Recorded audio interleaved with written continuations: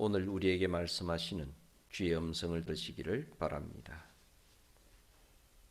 그때에 가이사 아구스도가 영을 내려 천하로 다 호적하라 하였으니 이 호적은 구레뇨가 수리아 총독이 되었을 때 처음 한 것이라. 모든 사람이 호적하러 각각 고향으로 돌아가매 요셉도 다윗의 집 족속이므로 갈릴리 나사렛 동네에서 유대를 향하여 베들레헴이라는 다윗의 동네로 그 약혼한 마리아와 함께 호적하러 올라가니 마리아가 이미 잉태하였더라. 거기 있을 그때에 해산할 날이 차서 첫 아들을 낳아 강보로사스 구유에 뉘었으니 이는 여관에 있을 곳이 없음이르라. 아멘. 오늘은 대림절 네 번째 주일입니다. 우리가 기다리고 기다리던 성탄절이 이제 거의 다가왔습니다. 어릴 때부터 신앙생활 한 사람들은 교회의 다른 절기도 좋아하지만 성탄절을 무척 좋아합니다. 성탄절과 관련되어진 아름다운 어릴 적 추억이 많기 때문입니다. 그래서 성탄절 하게 되면 항상 아름다운 것이 생각나고 따뜻한 것이 생각이 나고 헤어졌던 사람들이 만나는 것이 생각이 나고 사람이 생각할 수 있는 가장 좋은 것들이 생각나는 것이 성탄절입니다. 사람들은 근본적으로 자기 중심적입니다. 이것은 어쩔 수가 없습니다. 사람은 살면서 자기를 중심적으로 살아가지 않을 수가 없습니다.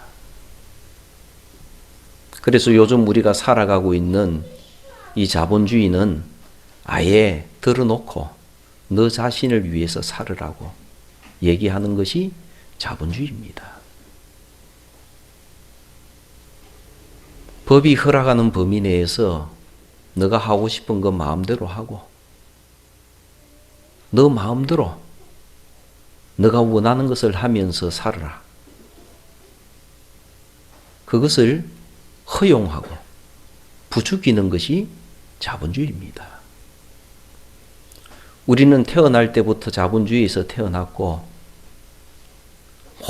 모든 성장하는 것, 배운 것이 자본주의에서 다 배웠습니다. 그러나 예수님께서 태어나셨을 때의 세상은 지금 세상하고는 좀 많이 달랐습니다. 우리가 이렇게 정신을 차려서 보게 되면 상당히 참 삭막한 세상에 살고 있구나 라고 생각을 하지만 우리 그리스도인들은 참 하나님의 은총을 받은 사람들입니다. 우리들의 마음을 따뜻하게 해주고 우리들이 사람이라는 것을 일깨워주고 우리가 함께 어울려서 살아야 된다라는 그것을 가르쳐주는 이 아름다운 절기가 성탄절입니다. 성탄절에는 많은 이야기가 있습니다. 그 중에서 하나님께서 우리에게 선물로 주신 그 이야기들을 우리는 잊을 수가 없습니다. 오늘은 성탄 이야기를 하나님께서 우리에게 들려주신 성탄 이야기를 함께 나누면서 하나님의 사랑을 우리 가슴 속에 새기고 우리들도 따뜻한 마음으로 성탄절을 맞이하기를 원합니다. 예수님께서 이 땅에 하나님의 선물로 내려오실 때 하나님께서 시몬이라는 사람에게 계시를 주셨습니다. 시몬은 하나님 말씀을 사랑하면서 하나님의 뜻대로 살기를 참 원하던 분이었습니다. 그분에게 오래전부터 하나님께서 말씀하시기를 너는 메시아가 오는 것을 보기 전에는, 메시아를 만나기 전에는 죽지 않을 것이다. 그렇게 말씀하셨습니다. 그래서 시몬은 이것이 내 일생의 사명이구나 생각하면서 평생을 언제나 내가 메시아를 만나려나 그렇게 기다리면서 살았습니다. 그런데 시몬은 나이가 굉장히 많아지도록 메시아를 만나지 못했습니다. 그런데 그가 나이가 굉장히 많아졌을 때 메시아는 성전에서 마리아가 아기를 안고 오는 것을 만났습니다. 물론 요셉도 있었지요. 그때 시몬은 그 아기를 보자마자 주제여 하나님이시여 나의 모든 삶을 주관하시는 하나님이시여 이제는 종을 평안히 놓아주시는군요. 보자마자 소개도 안 했는데 놀라운 일이죠. 신앙 세계에는 놀라운 일이 많습니다. 어떻게 보자마자 알았을까요? 알게 되는 것이 신앙이죠. 그리고 하나님께서는 또 우리에게 이야기를 해주십니다. 그 이야기가 어떤 제사장 부부의 이야기였습니다. 이름은 사가랴와 엘리사벳이었습니다. 이 두 분은 제사장 가문에서 태어나고 아론의 집 가문에서 태어나서 정말 어렸을 때부터 나이가 많을 때까지 평생 하나님을 참 잘 섬겼습니다. 정말 하나님께 충성을 하면서 하나님의 뜻을 이루면서 일생을 살았습니다. 그런 아름다운 사람들이 우리들 주변에는 많습니다. 하나님께서는 그 사람들을 이야기해 주십니다. 그런데 이들에게는 아기가 없었습니다. 자녀가 없었습니다. 그것이 이 두 분의 참 고통이었습니다. 그런데 나이가 많아졌을 때 사가랴가 성전에서 하나님의 은혜로 향을 분향하는 제사장 직분을 제비로 뽑아서 그 일을 하게 되었습니다. 엄청난 기쁨이죠. 하나님의 일을 할 수 있다라는 것은 굉장한 기쁨이죠. 어떤 일보다도 큰 기쁨이죠. 주의 일을 한다는 기쁨은. 그 일을 하고 있을 때 하나님께서 천사를 보내셨어. 너에게 아기가 태어나게 될 것이다. 그 아기는 메시아의 길을 예비하는 사람이 될 것이다. 그 말씀은 뭡니까? 이 아기는 메시아가 오시는 그 길을 예비하는 아기가 되니까 메시아가 곧 오신다라는 뜻이 되죠. 엄청난 소식이었습니다. 믿을 수 없는 소식. 그 소식을 믿지 못했기 때문에 사가랴는 하나님께서 너가 그것을 확실하게 믿을 수 있는 증거로 너는 이 아이가 태어날 때까지 말을 못할 것이다. 그렇게 하셨습니다. 그리고 실제로 사가랴는 이 아이가 세례 요한이 태어날 때까지 말을 못했습니다. 그리고 또 놀라운 것은 엘리사벳이 할머니였는데 이 할머니가 아기를 가지게 된 겁니다. 그래서 할머니를 좀 부끄러워도 했습니다. 그렇지만은 하나님의 뜻에 순종하면서 너무너무 감사했습니다.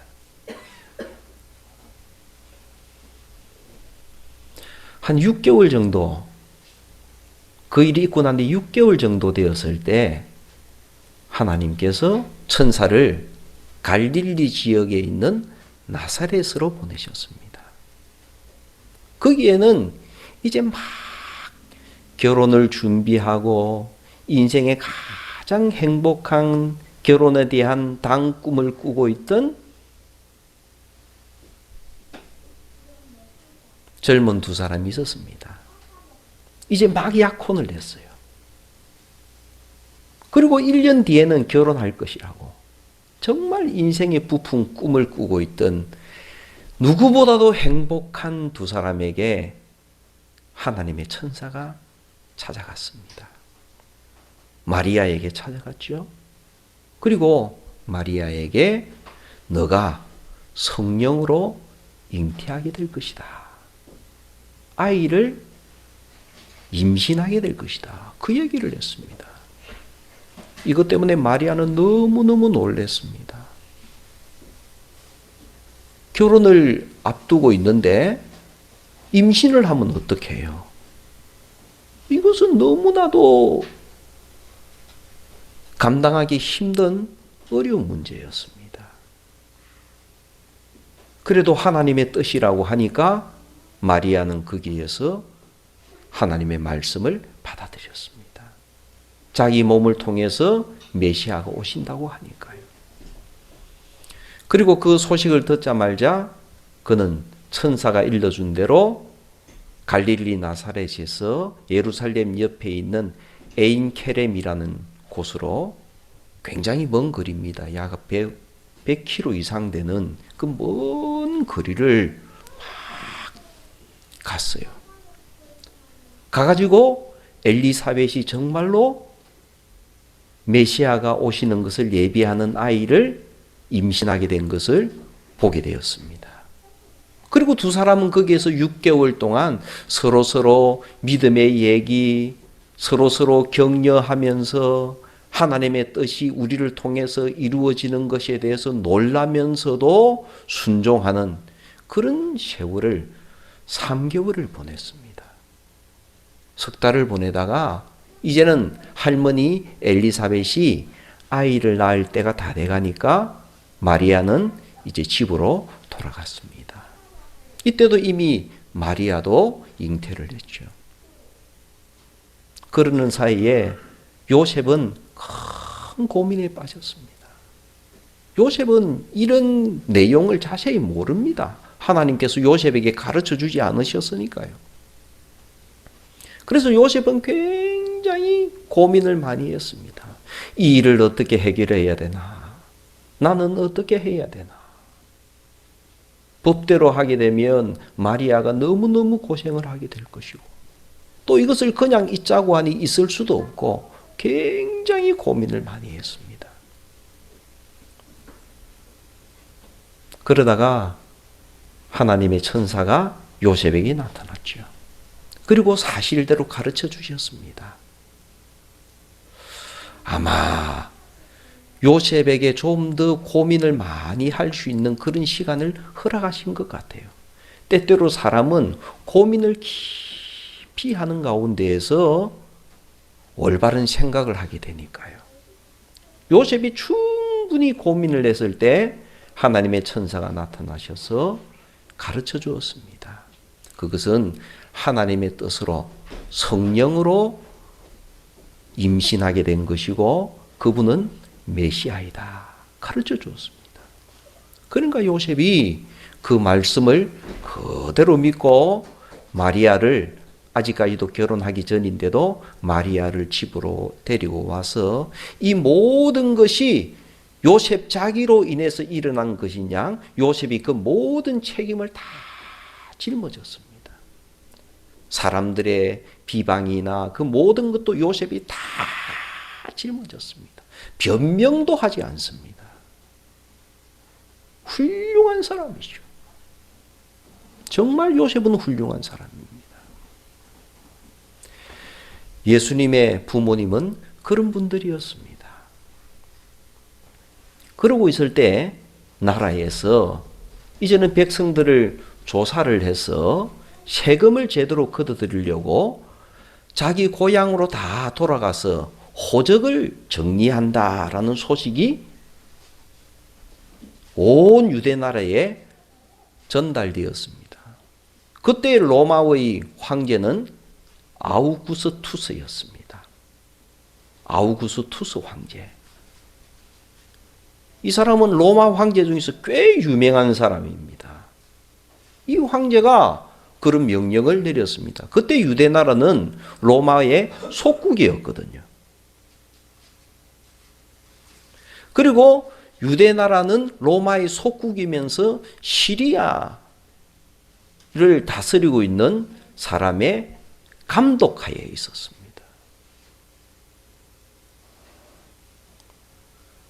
그리고는 그 명령이 떨어지자 요셉도 자기 고향으로 가야 되었습니다.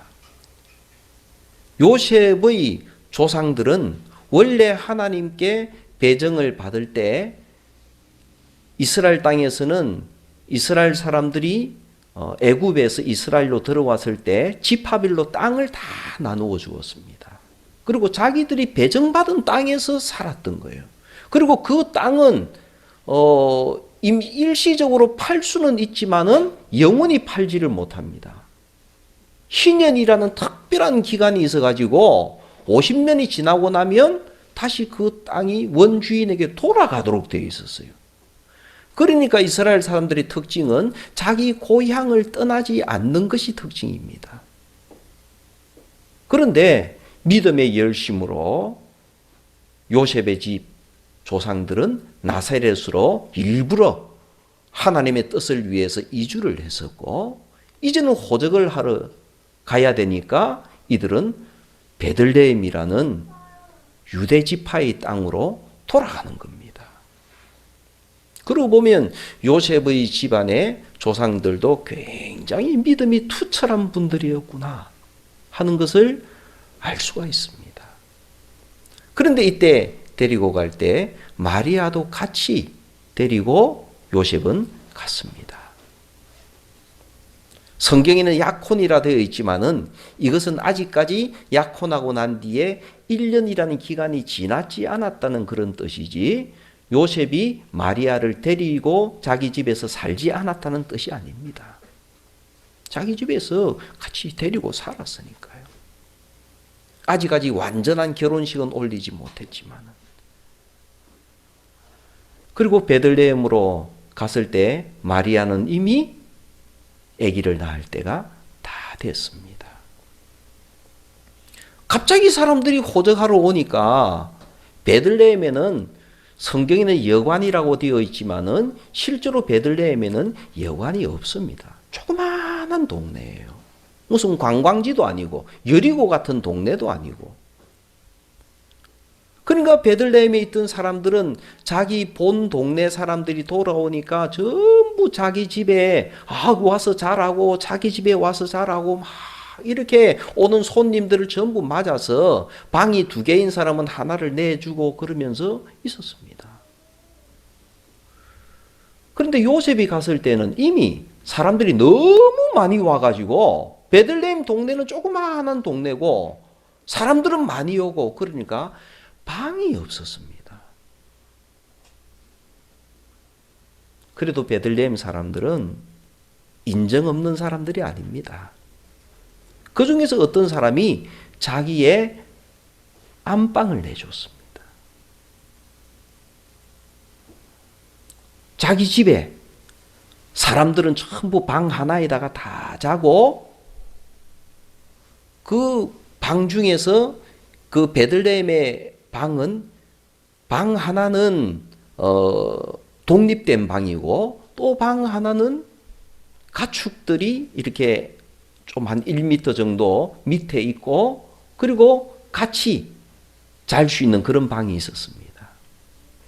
그 방이 쓸 수 있는 방으로 보이니까, 그래서 그 방을 일부러 다 비워서 그 방을 깨끗이 정리하고, 이 짐승들이 먹을 수 있는 구유는 방 안에 있거든요. 그래서 짐승들이 고개만 내밀면 음식을 먹을 수 있도록 되어 있는 그 방을 하나 내줬습니다. 거기서 예수님께서 태어나셨죠. 동네 사람들도 다 기뻐하는 가운데 예수님은 태어났습니다.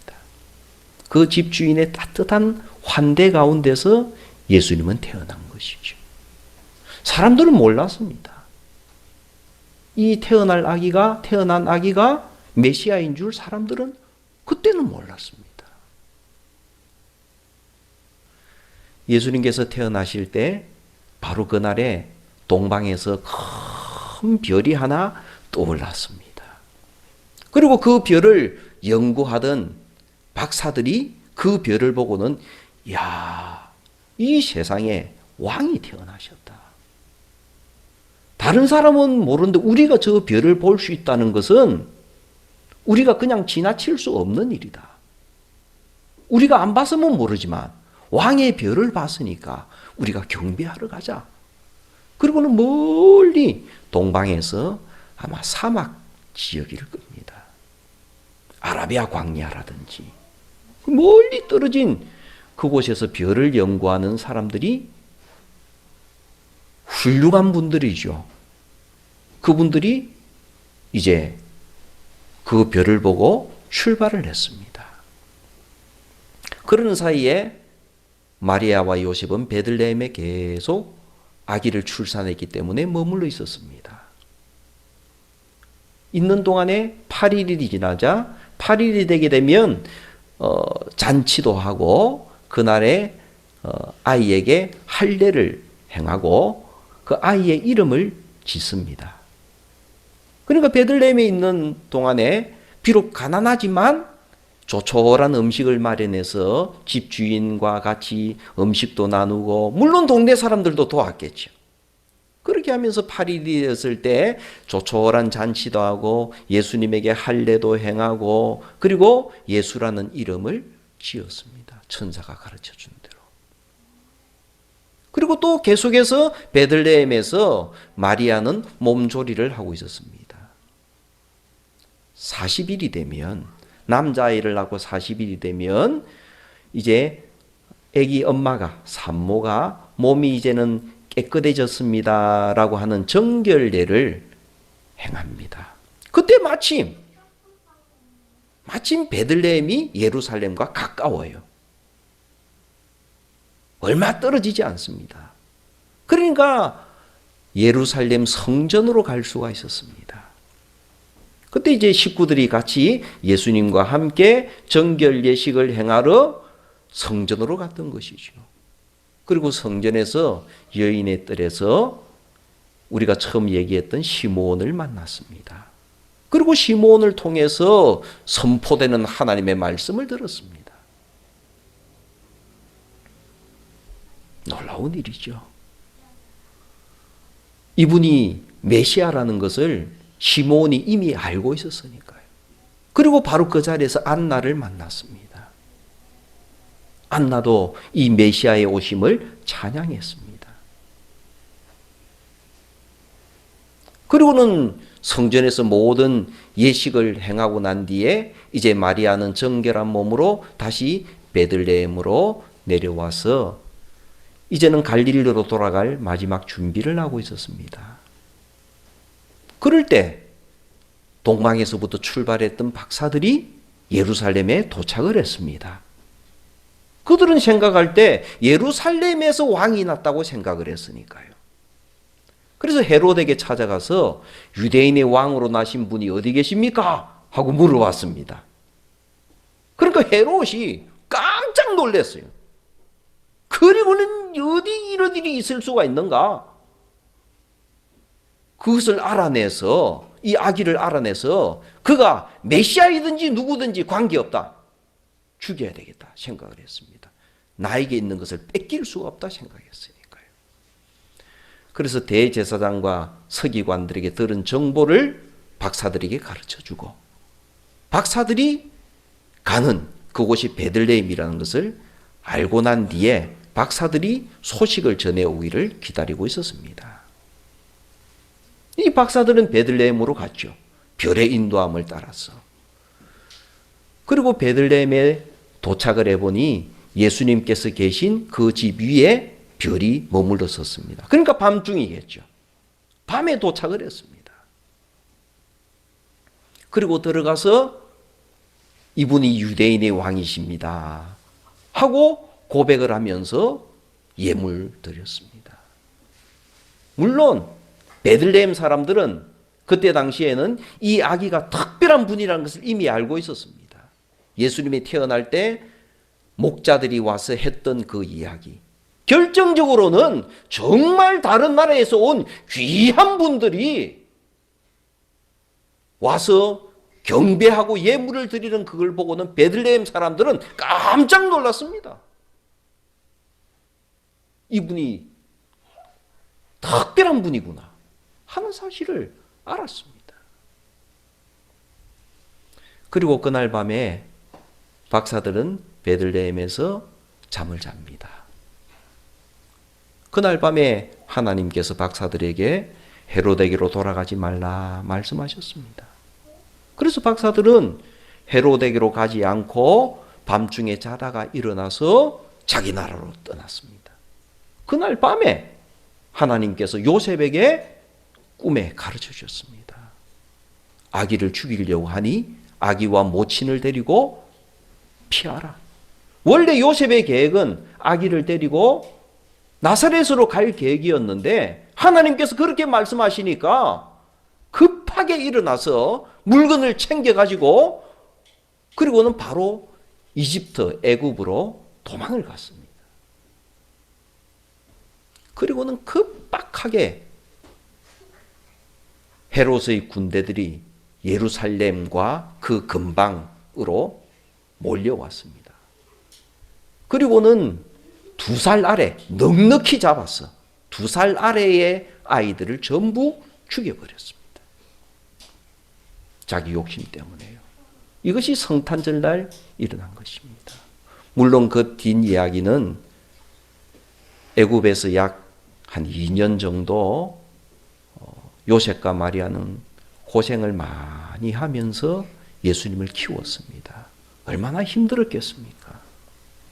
자기 고향도 아니고 목자로서 일을 할 수 있는 것도 아니고 많이 힘들었겠죠. 외국 생활을 했으니까요. 그리고는 하나님께서 다시 돌아가라 말씀하셔서 돌아와서 나사렛에서 예수님을 잘 키웠습니다. 믿음으로. 이것이 성탄 이야기입니다. 이 이야기를 하나님께서 우리에게 전해주셨는데요. 이 이야기를 이제 남은 날 성탄을 기다리면서 이 이야기들 순서대로 곰곰이 생각하고 생각해 보시기를 바랍니다. 그리고 하나님께 주신 이 아름다운 이야기로 인해서 성탄절에 아름다운 생각을 가지시고 하나님의 뜻을 묵상하시고 성탄을 기다리시는 아름다운 교회 성도들 다 되시기를 바랍니다. 기도하겠습니다. 거룩하신 하나님, 우리에게 주신 아름다운 이야기를 함께 묵상을 했습니다.